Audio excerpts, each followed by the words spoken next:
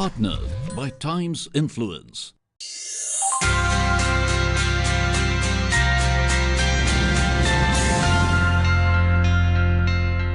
India is widely regarded as the coronary artery disease capital of the world, with the highest number of cases occurring in our country, which raises very complex yet critical questions. Them being, how did we get here? And how do we protect ourselves and our loved ones? Fortunately, I'm joined by a panel of cardiologist experts to help me dissect this very topic, heart to heart. Dr. Shah, I'd like to start with you. According to the Indian Heart Association, over 50% of the cases of heart disease in our country occur amongst a population that's below the age of 50. What do you make of that statistic? This is to do with genetics, a lot of socioeconomic factors, the lifestyles. In fact, the recent data which was published in Chennai, it says 22% of the heart attack are now occurring below the age of 40, which is very, very surprising and is very alarming. We need to do something about it. You know, these statistics, as staggering as they are, they're also fairly recent, which leads me to believe that they need to be attributed to lifestyle choices as opposed to genetic predisposition, for example. Your thoughts? See, the genetics does play a role, because I would like to elaborate on what Dr. Shah said, is that not only in India the disease prevalence is high, but the Indians settled abroad in US or UK, they have a higher incidence of coronary artery disease than the local native population. So we as an Indians suffer from what this is called as a malignant atherosclerosis of Indians. So this is a peculiar to Indians. Having said that, our dietary habits are changing, maybe, and we are perhaps having a more fast life. Help me understand the facts and figures here. Namely, is heart disease more prevalent in the male versus female population? And how do statistics vary in the urban versus rural demographic? The heart disease is definitely more prevalent in male than female, and in the initial maybe a decade or two before, there was a dictum which said that till the females are menstruating, so up to the age of 45-50, they are protected from heart disease. But now the scenario has almost changed. So definitely yes, there remains a gap, but both the females and the rural population are catching up with the males and the urban population in this regard. Mm-hmm. And you know, the heart patient tends to drown in this whole sea of terminology. You hear cardiac arrest, you hear congestive heart failure, you hear coronary artery disease, you know, so on and so forth. The list goes on. Can you just, in layman terms, doctor, explain what's what? Well, basically, people quite misunderstand what is a heart attack, what is heart failure. They think they are synonymous, but they are really not. If you see, heart attack is blocking off of your blood supply to some portion of your heart, leading to damage or necrosis of one portion of heart muscle, which is called a heart attack. It is often accompanied by chest pain or shortness of breath and features which we associated with ischemia or heart attack. Whereas heart failure is failure of pumping of the heart pumps to a certain efficiency, but if it's not able to pump in requirement to what is required of the body, then it is called heart failure. And this is often manifested by shortness of breath, swelling of feet, congestion of liver, lack of appetite, tiredness, etc., which are slightly different symptoms. So these are the two. And cardiac arrest is again misunderstood as a heart attack. Cardiac arrest is where your heart fails to pump practically at all, which means either it has come to a standstill because of the electrical disturbance and electrical standstill of a heart, or because some impulses which are generated in the upper chamber are not conducted to the lower chamber. Therefore, the pumping chamber comes down to a very, very low rate or stop. Alternative, which is more common, is when it starts fibrillating. There's an electrical short circuit which develops. As a result, the heart, which has been pumping very nicely, suddenly goes into quiver and is able to ineffectively pump anything at all. And that is like a cardiac arrest situation where the brain doesn't get any blood supply, organs do not get any blood supply, and then within minutes the patient falls unconscious. Well, that's a very helpful breakdown. But that said, obviously none of this is good news. So what level of severity, doctor, calls for what course of action? Prevention is better than cure. We as a cardiologist have an initiative to impart this knowledge, what could prevent. How do we take measures and when? Heart diseases come as a blend of modifiable factors, non-modifiable factors and genetic factors. We can only modify our modifiable factors. So providing correct initiative, government policies and an environment to follow those reparative measures should be the current scenario.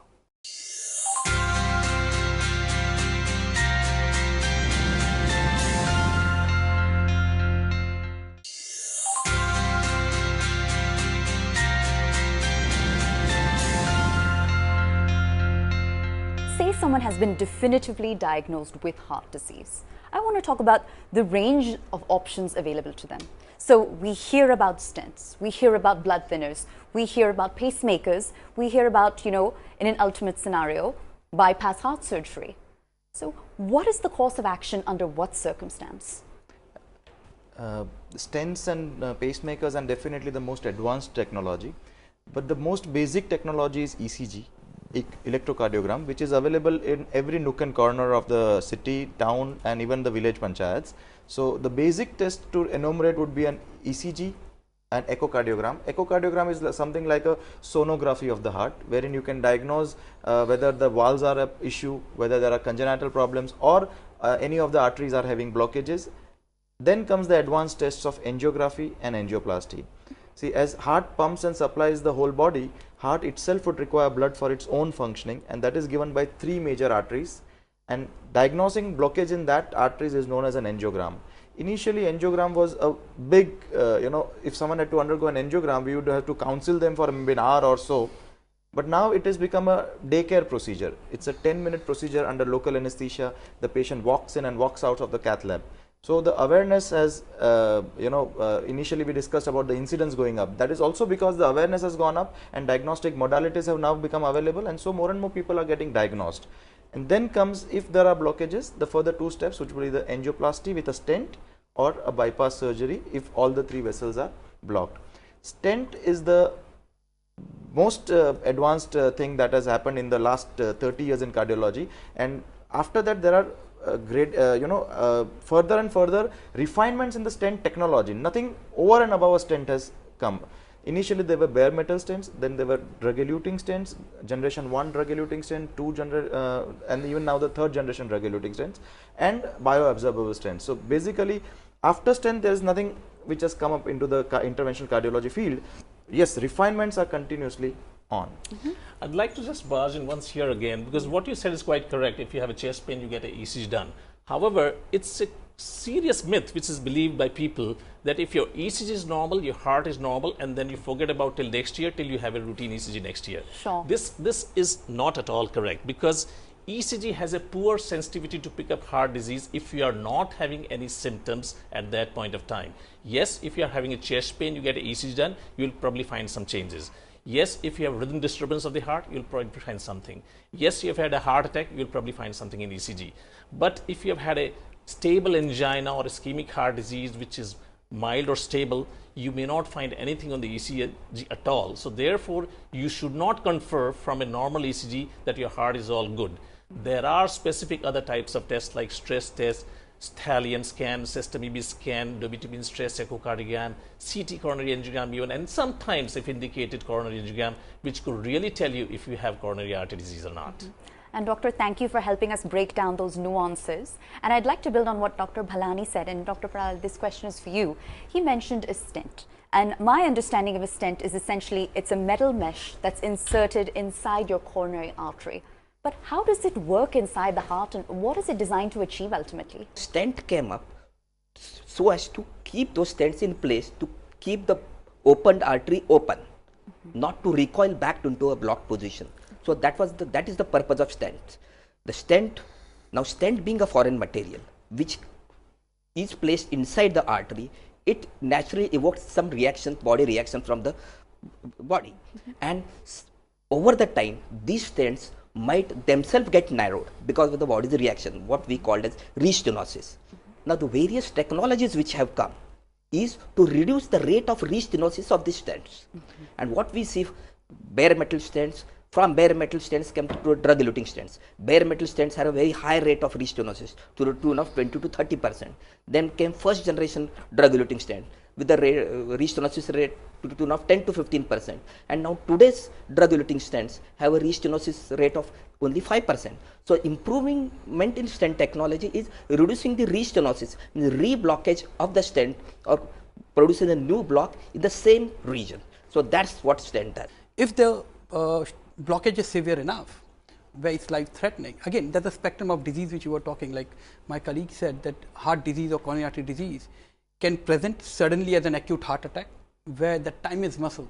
But then other spectrum of disease where you're not presenting with a heart attack, you're getting symptoms of chest pains, you got angina, and then after various tests and all, you come up there's a blockage.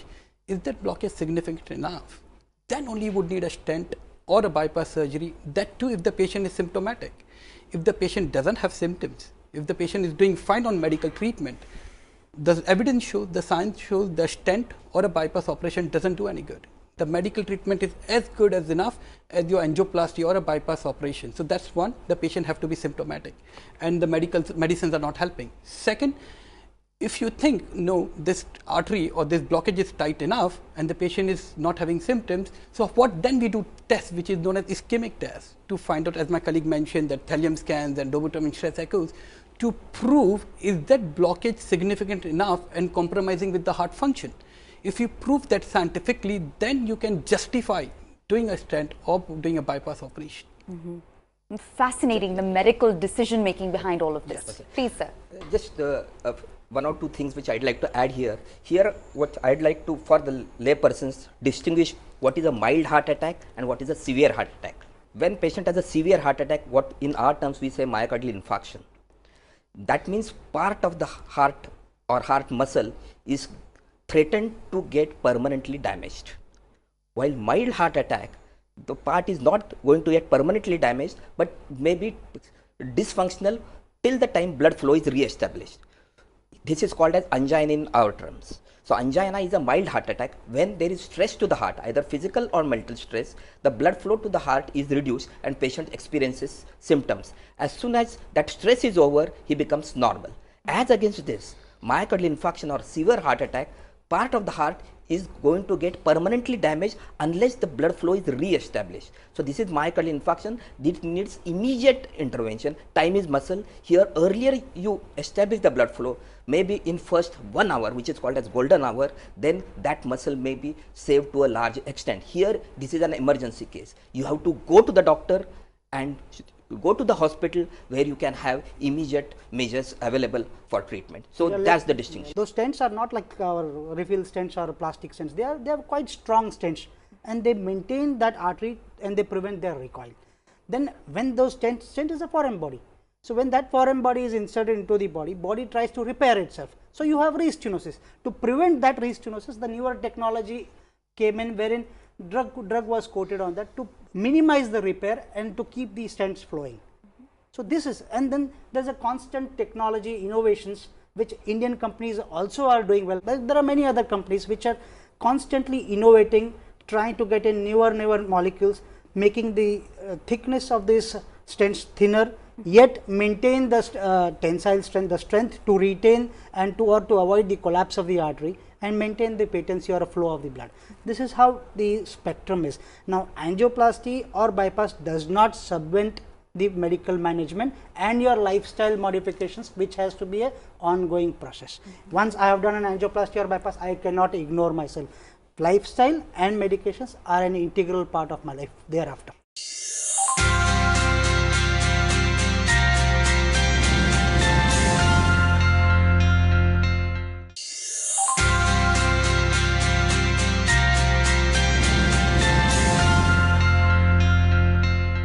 The intersection of technology and treatment, with medtech now permeating the most marginalized of communities, with there now being devices that can continuously monitor your heart rate, for example.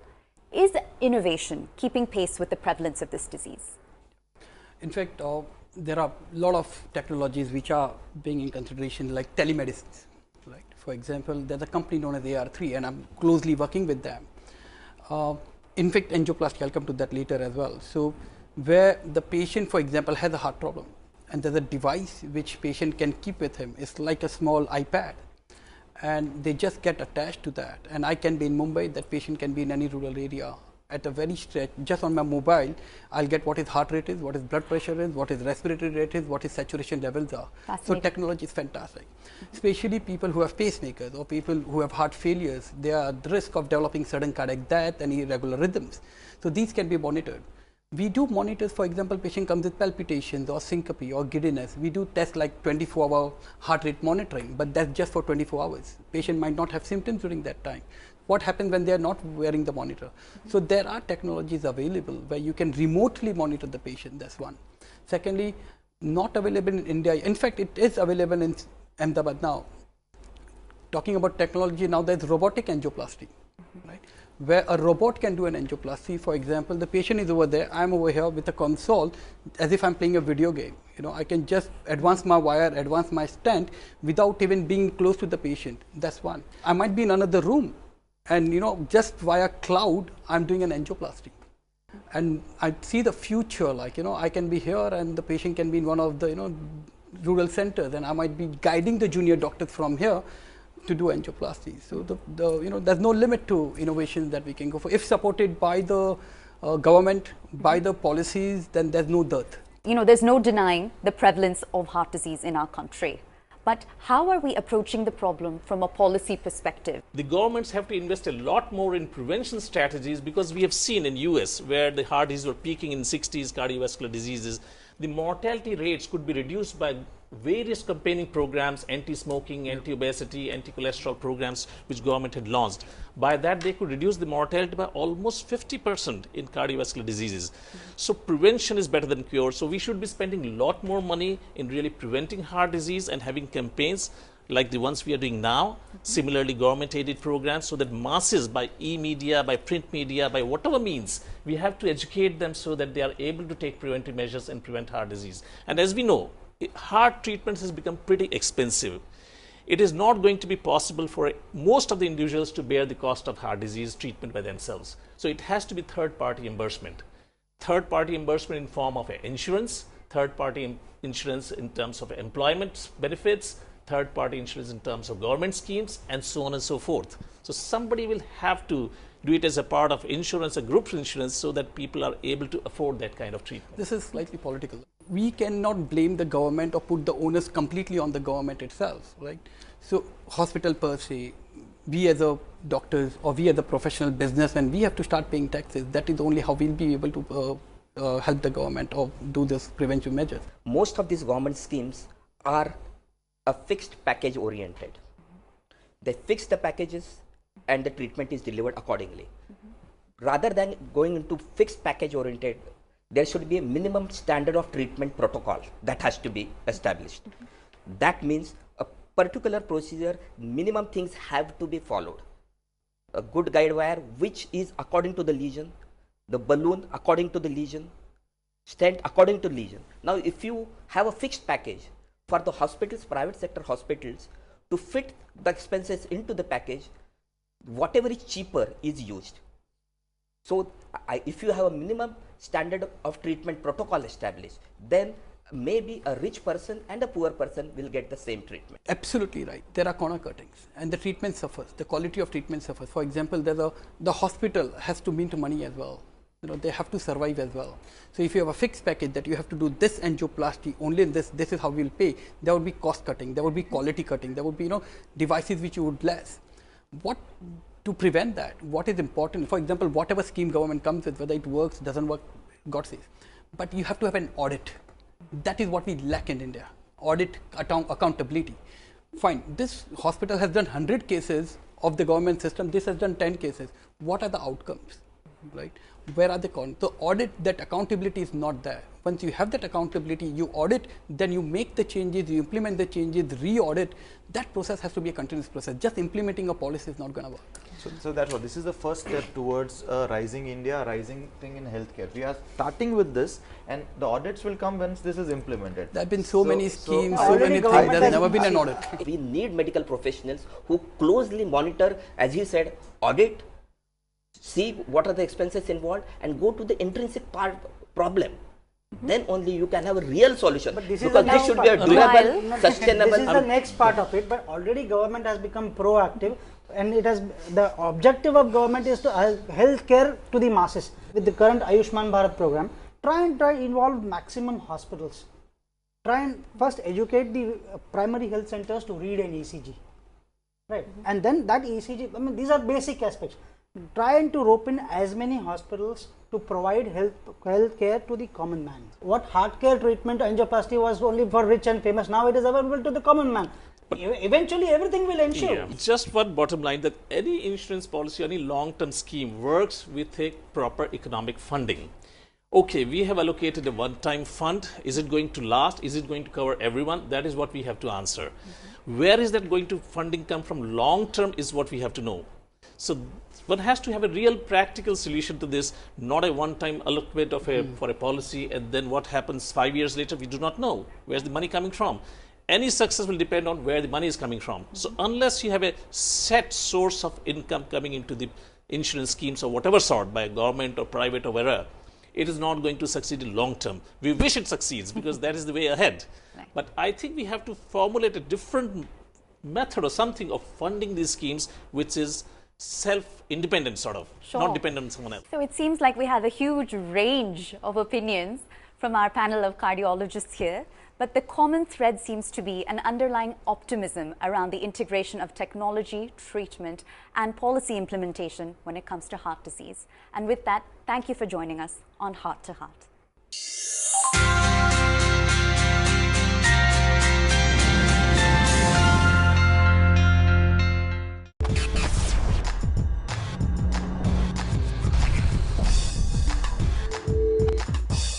Partnered by Times Influence.